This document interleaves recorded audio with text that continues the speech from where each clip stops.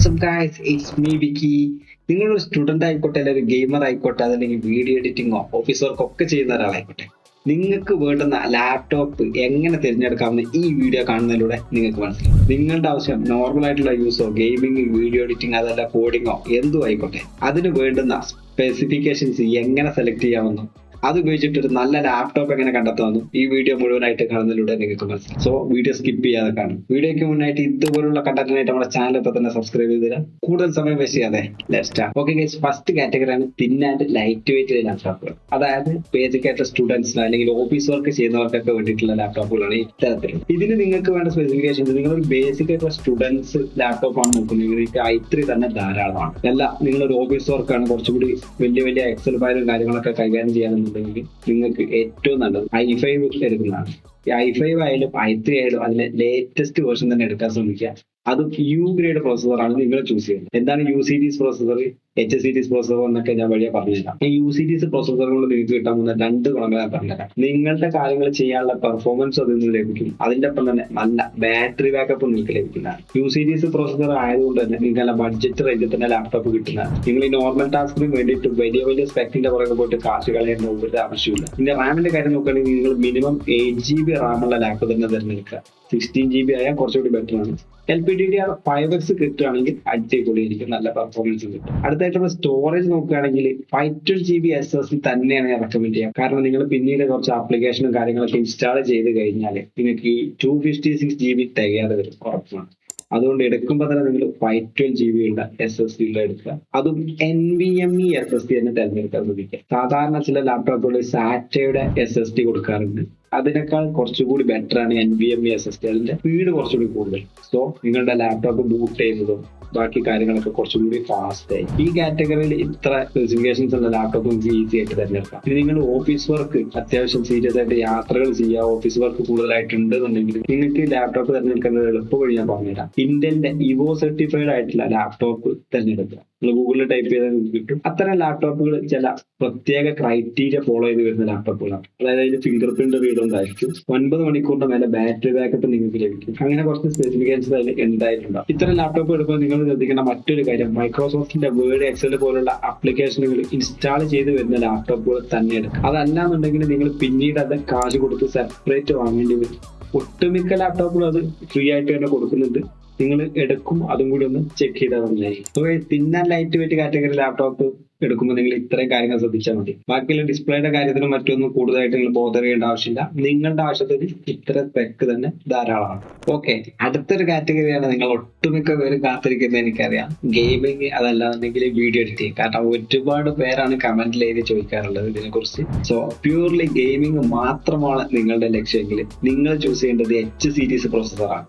അതും i5 പ്രോസസറിന്റെ മുകളിലുള്ളത് മാത്രം തിരഞ്ഞെടുക്കുക. i5ന്റെ 12th Gen 13th Gen ആയാലും കുഴപ്പമില്ല. അതും എച്ച് സീരീസ് പ്രോസസർ തന്നെ തിരഞ്ഞെടുക്കുക. നേരത്തെ ഞാൻ പറഞ്ഞിട്ടുണ്ടായിരുന്നു U series processor, H series processor എന്താണെന്ന് പറഞ്ഞുതരാന്ന്. സോ ഒരു ലാപ്ടോപ്പിന്റെ പ്രോസസറിന്റെ പേരിന്റെ അവസാന ഭാഗത്ത് വരുന്ന അക്ഷരങ്ങൾ അതിന്റെ പെർഫോമൻസിനെയാണ് സൂചിപ്പിക്കുന്നത്. യു ഗ്രേഡ് എന്ന് വെച്ചാൽ നോർമൽ ടാസ്കുകൾക്ക് വേണ്ടിയിട്ട് കമ്പനി ഇറക്കിയിട്ടുള്ള പ്രോസസറുകളാണ് യു സീരീസിലുള്ള പ്രോസസറുകൾ. നമ്മൾ നേരത്തെ പറഞ്ഞ പോലെ സ്റ്റുഡൻസിനും അല്ലെങ്കിൽ ഓഫീസ് വർക്കൊക്കെ ചെയ്യുന്നവർക്ക് വേണ്ടിയിട്ടുള്ള. എന്നാൽ എച്ച് എന്ന അക്ഷരം കൊണ്ട് സൂചിപ്പിക്കുന്നത് ഹൈ പെർഫോമൻസ് ആണ്. HS, HX ഇതെല്ലാം തന്നെ ഹൈ പെർഫോമൻസ് കാറ്റഗറിയിൽ പെടുന്ന പ്രോസസറുകളാണ്. ഇതിൽ തന്നെ HX ആണ് ഏറ്റവും കൂടുതൽ പെർഫോമൻസ് തരുന്ന പ്രോസസറിന്റെ കാറ്റഗറി. അതിന് കാരണം ഈ X എന്നത് കൊണ്ട് സൂചിപ്പിക്കുന്നത് അൺലോക്ക് ചെയ്തിട്ടുള്ള പ്രോസസറാണ് എന്നാണ്. സോ നിങ്ങൾ ഗെയിമർ ആണെന്നുണ്ടെങ്കിൽ, എഡിറ്റിംഗ് ആണ് നിങ്ങൾ ഉദ്ദേശമെങ്കിലും H അല്ലെങ്കിൽ HX സീരീസിലുള്ള പ്രോസസർ തന്നെ എടുക്കാൻ ശ്രമിക്കുക. നോർമൽ ആയിട്ടുള്ള ഗെയിമിംഗ് ആണ് നിങ്ങളുടെ ആവശ്യമെങ്കിൽ i5 തന്നെ മതി. ഹൈ എൻഡ് ഗെയിമിംഗ് ആണ് നിങ്ങൾ പ്രതീക്ഷിക്കുന്നതെങ്കിൽ i7 തന്നെ എടുക്കുക, അല്ലെങ്കിൽ അതിന്റെ മുകളിലേക്കുള്ളത് എടുക്കാൻ ശ്രമിക്കുക. എന്റെ അടുത്തുള്ള ലാപ്ടോപ്പ് i5 12th Gen ആണ് വരുന്നത്. ഇതിൽ ഞാൻ ഗോസ്റ്റ് ഓഫ് സുഷിമ, വാലോ, പബ്ജി ഇതെല്ലാം കളിച്ചു നോക്കിയിട്ടുണ്ടായിരുന്നു. എല്ലാം നല്ല സ്മൂത്ത് ആയിട്ട് വർക്ക് ചെയ്യുന്നുണ്ട്. നിങ്ങൾക്ക് അതിലും വലിയ ഗ്രാഫിക്സ് ഉള്ള ഗെയിമുകളാണ് കളിക്കേണ്ടതെങ്കിൽ നിങ്ങൾക്ക് i7ലേക്ക് പോകാവുന്നതാണ്. പിന്നെ നിങ്ങൾ അടുത്തായിട്ട് ശ്രദ്ധിക്കേണ്ടതാണ് ഇതിന്റെ ഗ്രാഫിക്സ് കാർഡ്. പ്രോസസർ പോലെ തന്നെ ഗെയിമിങ്ങിന് പ്രാധാന്യമുള്ള ഒരു കോമ്പോണന്റ് ആണ് ഗ്രാഫിക്സ് കാർഡ്. ഇത് മിനിമം നിങ്ങൾ 3050 തന്നെ എടുക്കാൻ ശ്രദ്ധിക്കുക. ബാക്കിയുള്ളതൊക്കെ ഇപ്പോൾ അപ്ഡേറ്റഡ് ആയി തുടങ്ങിയിട്ടുണ്ട്. അതിൽ തന്നെ നിങ്ങൾ ശ്രദ്ധിക്കേണ്ട മറ്റൊരു കാര്യങ്ങളുണ്ട്, ഗ്രാഫിക്സ് കാർഡിന്റെ TGP, ടോട്ടൽ ഗ്രാഫിക്കൽ പവർ എന്നാണ് TGP കൊണ്ട് ഉദ്ദേശിക്കുന്നത്. അതായത് എത്രത്തോളം TGP കൂടുന്നു അത്രത്തോളം അതിന്റെ പെർഫോമൻസ് കൂടുന്നു. സിമ്പിൾ ആയിട്ട് പറയുകയാണെങ്കിൽ ഒരേ ഗ്രാഫിക്സ് കാർഡ് വെച്ച് വരുന്ന ലാപ്ടോപ്പുകളിൽ പെർഫോമൻസിൽ മാറ്റം. ചിലതിൽ 75 വാട്ട് TGP എന്ന് കൊടുത്തിട്ടുണ്ടാവും, മറ്റൊന്നിലാണെങ്കിൽ 95 വാട്ട് TGP എന്ന് കൊടുത്തിട്ടുണ്ടാവും. സ്വാഭാവികമായിട്ടും 95 വാട്ട് TGP ഉള്ളത് പെർഫോമൻസ് കൂടുതലായിരിക്കും. പിന്നെ ഇതുപോലെ തന്നെ മറ്റൊരു കാര്യം നിങ്ങൾ നോക്കേണ്ടത് റിഫ്രഷ് റേറ്റ് ആണ്. ഗെയിം കളിക്കുന്നവർക്ക് നിങ്ങൾക്ക് അറിയാം റിഫ്രഷ് റേറ്റ് വലിയൊരു ഘടകം തന്നെയാണ്. 120 Hz അല്ലെങ്കിൽ അതിന്റെ മുകളിലേക്കുള്ള റിഫ്രഷ് റേറ്റുള്ള സ്ക്രീന് തന്നെ നിങ്ങൾ തിരഞ്ഞെടുക്കാൻ ശ്രമിക്കും. പിന്നെ റാം, അത് നിങ്ങൾക്ക് അറിയാവുന്ന പോലെ തന്നെ റാം എത്രത്തോളം കൂടുന്നോ അത്രത്തോളം അതിന്റെ പെർഫോമൻസും വളരെ വളരെ സ്മൂത്ത് ആയിരിക്കും. LPDDR5X റാം തന്നെ നിങ്ങൾ എടുക്കുക, അതിന്റെ താഴേക്കുള്ള നിങ്ങൾ എടുക്കരുത്. അതും 16 GB മിനിമം എടുക്കാൻ ശ്രദ്ധിക്കുക. അതോടൊപ്പം തന്നെ റാം അപ്ഗ്രേഡ് ചെയ്യാനുള്ള സ്ലോട്ട് കൂടി ഉണ്ടോ എന്നുള്ളത് കൂടി നിങ്ങൾ ശ്രദ്ധിക്കുക. കാരണം കുറച്ച് നിങ്ങൾ കളിച്ച് കഴിയുമ്പോൾ നിങ്ങൾക്ക് തന്നെ മനസ്സിലാവും റാം പോരാ. അപ്പൊ നിങ്ങൾക്ക് അപ്ഗ്രേഡ് ചെയ്യണമെന്ന് തോന്നിക്കഴിഞ്ഞാൽ അതിനുള്ള സ്ലോട്ട് ഉണ്ടോയെന്ന് കൂടി നിങ്ങൾ വാങ്ങുന്നതിന് മുമ്പ് ചെക്ക് ചെയ്യേണ്ട. SSD കാര്യത്തിലും ഇതുപോലെ തന്നെയാണ്. നമ്മൾ നേരത്തെ പറഞ്ഞ പോലെ NVMe മിനിമം 512 GB SSD തന്നെ എടുക്കുക. അതിന് നിങ്ങൾക്ക് അപ്ഗ്രേഡ് ചെയ്യാനുള്ള ഓപ്ഷൻ ഉണ്ടോ എന്നുള്ളത് ചെക്ക് ചെയ്യുക. കാരണം SSD 512 GB ഗെയിമിംഗ് ആണ് നിങ്ങൾ ഉദ്ദേശമെങ്കിൽ നിങ്ങൾക്ക് തികയാതെ ഒരു ഉറപ്പാണ്. കാരണം ഇപ്പൊ ഇറങ്ങുന്ന ഗെയിമുകളൊക്കെ നല്ല ഹെവി സൈസാണ്. സോ നിങ്ങൾ ഒരു 4-5 ഗെയിമൊക്കെ ഇൻസ്റ്റാൾ ചെയ്ത് കഴിഞ്ഞേക്കാണെങ്കിൽ ആ സ്പേസ് സ്വാഭാവികമായിട്ട് തീരുന്നതാണ്. സോ 1 TB അപ്ഗ്രേഡ് ചെയ്യാനുള്ള സ്ലോട്ട് കൂടി ഉണ്ടോ എന്നുള്ളത് നിങ്ങൾ ചെക്ക് ചെയ്യും. സോ ഇത്തരം കാര്യങ്ങൾ ശ്രദ്ധിച്ചാൽ തന്നെ നിങ്ങൾക്ക് നല്ലൊരു ഗെയിമിംഗ് ലാപ്ടോപ്പ് സെലക്ട് ചെയ്യാൻ സാധിക്കുന്നതാണ്. ഇനി ഗെയിമിംഗും സ്ട്രീമിംഗും കൂടി നിങ്ങൾക്ക് നടത്തണമെന്നുണ്ടെങ്കിൽ i5 വെച്ച് ചെയ്യാൻ പറ്റും. പക്ഷെ കുറച്ചും കൂടി നല്ലത് i7 എടുക്കുന്നതാണ്. അതിന്റെ കൂടെ തന്നെ മഗ് സ്വിച്ച് സപ്പോർട്ട് ഉണ്ടോ എന്ന് കൂടി നിങ്ങൾ നോക്കുക.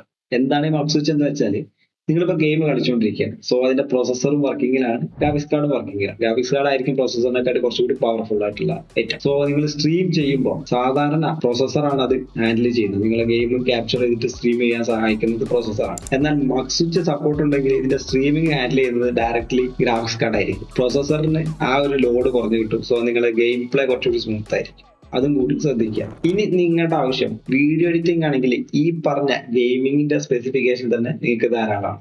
പക്ഷേ ഇതിൽ നിങ്ങൾ മറ്റൊരു കാര്യം പ്രത്യേകം ശ്രദ്ധിക്കേണ്ടതുണ്ട്, ഡിസ്പ്ലേ. കാരണം നിങ്ങൾ വീഡിയോ എഡിറ്റ് ആണെങ്കിലും അല്ലെങ്കിൽ ഫോട്ടോ എഡിറ്റ് ഒക്കെ ചെയ്യുകയാണെങ്കിലും കളർ ആക്യുറസി ഉള്ള ഡിസ്പ്ലേ തന്നെ എടുക്കാൻ ശ്രമിക്കുക. സാധാരണ നമ്മൾ നോക്കാറുള്ളത് sRGB എത്ര ശതമാനം കറക്റ്റ് ആണ് ഒരു ഡിസ്പ്ലേ എന്നുള്ളതാണ്. എന്നിരുന്നാലും ഒട്ടുമിക്ക ലാപ്ടോപ്പുകളിലും നിങ്ങൾ അതിന്റെ സ്പെസിഫിക്കേഷൻസ് നോക്കുകയാണെങ്കിൽ 45% NTSC എന്നായിരിക്കും എഴുതിയിട്ടുണ്ടാവുക. ഈ NTSCയിൽ നമ്മൾ sRGBയിലേക്ക് കൺവേർട്ട് ചെയ്യുമ്പോൾ 62% sRGB ആക്യുറേറ്റ് ആയിട്ടുള്ളത്. നിങ്ങൾ കൂടുതലും കളർ ഗ്രേഡ് ഒക്കെ ചെയ്യുന്ന ഒരാളാണെന്നുണ്ടെങ്കിൽ 100% sRGB സപ്പോർട്ട് ചെയ്യുന്ന ഡിസ്പ്ലേ തന്നെ നിങ്ങൾ തിരഞ്ഞെടുക്കാൻ ശ്രമിക്കുക. ഇനി കോഡിംഗ് ആണ് നിങ്ങൾ ഉദ്ദേശിക്കുന്നത്, ഈ പറഞ്ഞ സ്പെസിഫിക്കേഷൻ തന്നെ ധാരാളമാണ്. നിങ്ങൾക്ക് H series ഉള്ള പ്രോസസർ തന്നെ യൂസ് ചെയ്യാം. പക്ഷേ ഗ്രാഫിക്സ് കാർഡ് വേണമെന്നില്ല. 3D വർക്ക് ഒക്കെ വരികയാണെന്നുണ്ടെങ്കിൽ തീർച്ചയായിട്ടും നിങ്ങൾ ഗ്രാഫിക്സ് കാർഡ് തന്നെ എടുക്കാൻ ശ്രമിക്കുക. സോ ഗൈസ്, അത് മാത്രമല്ല അനാവശ്യമായിട്ടുള്ള കുറെ സ്പെസിഫിക്കേഷൻസ് ലാപ്ടോപ്പിൽ കുത്തി നിറച്ച് വരുന്നുണ്ട്. ഇങ്ങനെ വളച്ചൊടിക്കാൻ പറ്റുന്ന ലാപ്ടോപ്പ്, ടച്ച് സ്ക്രീൻ, ഇതിന്റെ ഒന്നും ആവശ്യം നിങ്ങൾക്ക് സത്യത്തിൽ ഉണ്ടോ എന്നുള്ളത് നിങ്ങൾ ആലോചിക്കും. സോ ഗൈസ്, ഇനിയൊരു ലാപ്ടോപ്പിന്റെ സ്പെസിഫിക്കേഷൻ നിങ്ങൾ ഫ്ലിപ്കാർട്ടിൽ ആമസോണിലൊക്കെ സെർച്ച് ചെയ്യുമ്പോൾ അത് കണ്ടിട്ട് നിങ്ങളുടെ ആവശ്യത്തിന് പറ്റുന്നതാണോ എന്നുള്ളത് നിങ്ങൾക്ക് തീരുമാനിക്കാനുള്ള ഏകദേശം ഒരു ഐഡിയ കിട്ടിക്കാണെന്ന് വിചാരിക്കുന്നു. അങ്ങനെ ഉണ്ടെന്നുണ്ടെങ്കിൽ തീർച്ചയായിട്ടും നമ്മുടെ വീഡിയോ ഒന്ന് ലൈക്ക് ചെയ്യുക. ഇനി ഇതുപോലുള്ള വീഡിയോസിനായിട്ട് ചാനൽ ഇതുവരെ സബ്സ്ക്രൈബ് ചെയ്തിട്ടുണ്ടെങ്കിൽ സബ്സ്ക്രൈബ് ചെയ്യാം കേട്ടോ. സോ ഈ വീഡിയോയിൽ ഇത്രയുള്ളൂ. ബൈ.